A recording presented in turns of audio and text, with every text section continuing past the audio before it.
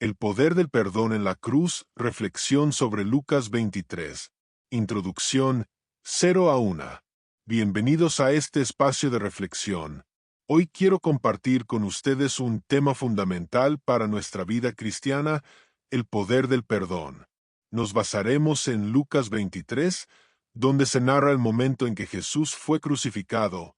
Veremos cómo su acto de perdón desde la cruz no solo nos muestra su amor infinito, sino también un ejemplo de cómo debemos vivir y actuar en situaciones difíciles. El contexto de la crucifixión, 1 a 3.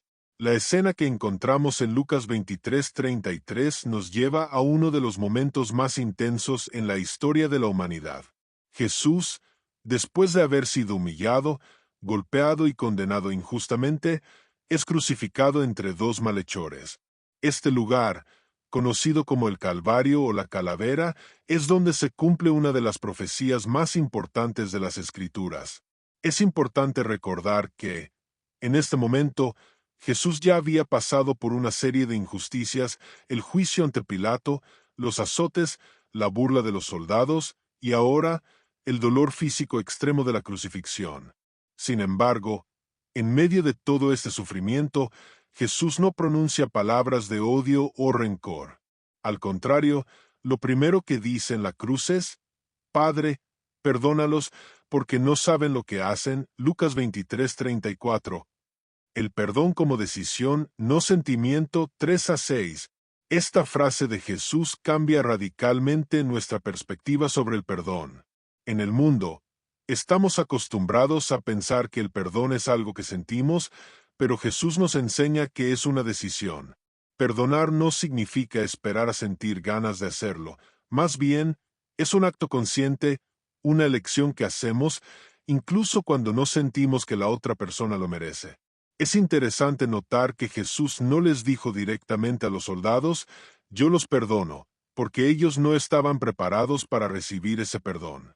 Ellos estaban enfocados en la ejecución de su trabajo, burlándose de Jesús, sin reconocer la magnitud de lo que estaban haciendo. Sin embargo, Jesús se dirige al Padre y dice: Padre, perdónalos. Aquí vemos cómo el perdón no es solo entre Jesús y los hombres, sino que implica una intercesión.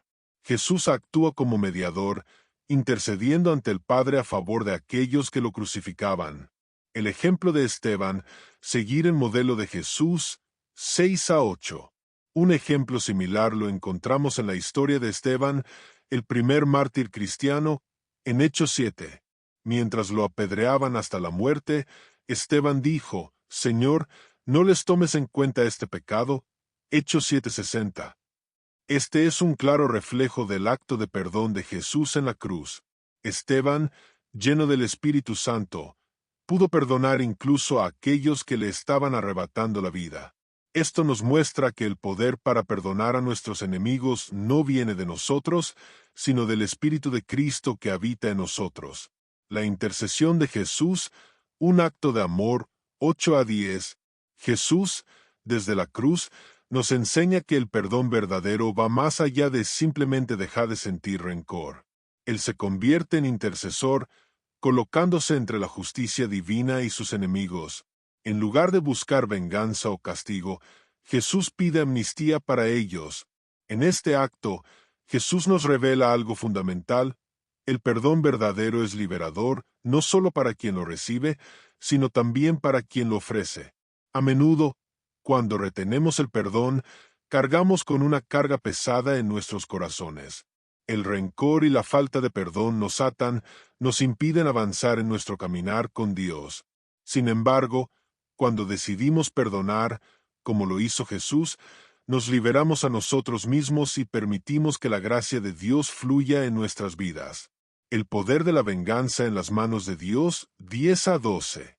En Romanos 12:19, Pablo nos recuerda que la venganza pertenece únicamente a Dios. Mía es la venganza, yo pagaré, dice el Señor. Esto significa que no debemos buscar justicia por nuestra propia cuenta.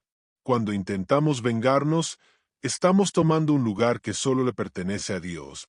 Es un acto de confianza dejar la justicia en manos de Dios, sabiendo que Él es el juez justo que conoce todos los corazones y las intenciones.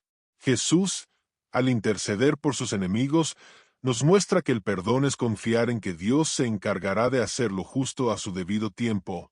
No necesitamos aferrarnos al rencor ni buscar castigo para aquellos que nos han hecho daño.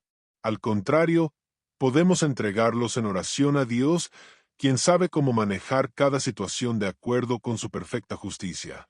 Aplicación práctica: perdonar en nuestra vida diaria, 12 a 14. ¿Cómo podemos aplicar este principio de perdón en nuestras vidas?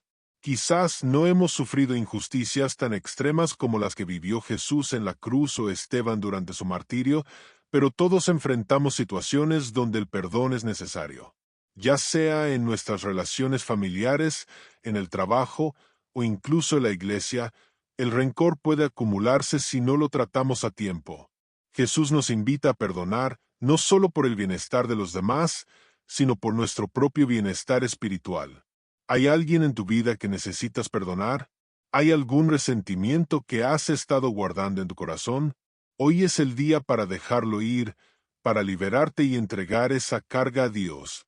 Perdonar no significa excusar el mal comportamiento ni permitir que los demás te dañen. Significa liberarte del peso del rencor y confiar en que Dios hará justicia en su tiempo. Conclusión: el perdón como reflejo de Cristo en nosotros, 14 a 15. En resumen, el perdón no es algo que podamos hacer con nuestras propias fuerzas. Al igual que Esteban, necesitamos estar llenos del Espíritu Santo para poder perdonar verdaderamente a nuestros enemigos. El poder para perdonar viene de Cristo, quien vive en nosotros. Y cuando decidimos perdonar, estamos reflejando el corazón de Cristo al mundo. Jesús nos mostró, desde la cruz, que el perdón no es salvarnos a nosotros mismos, sino interceder por los demás. Te animo hoy a seguir su ejemplo y a dejar la venganza en manos de Dios, confiando en que Él es el juez justo.